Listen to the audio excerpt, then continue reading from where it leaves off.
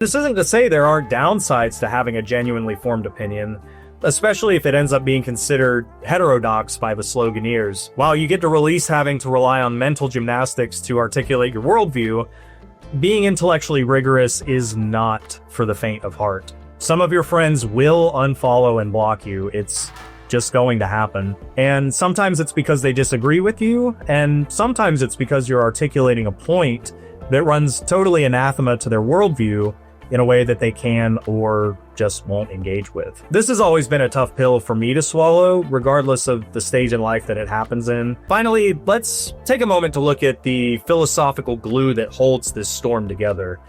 And it can be explained almost entirely by two studies that I came across this past weekend while we were snowed in. The first one is a study that was published in 2025 called the Susceptibility Paradox in Online Social Influence.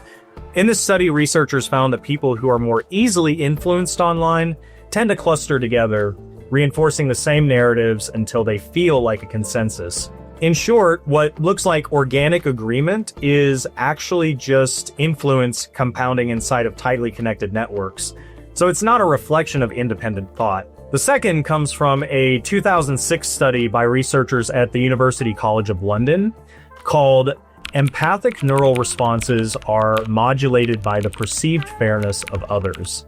Why do they choose such long names for these things? This study showed that empathy is conditional by nature, and subjects felt a strong sense of empathy when fair individuals experienced pain, but that empathy dropped when the person was perceived as unfair. In men especially, seeing someone judged as unfair suffer even activated reward centers in the brain. This would suggest that punishment can feel emotionally satisfying, but when it seems justified. These studies explain why online discourse escalates so fast with so little verification. Influence spreads through networks.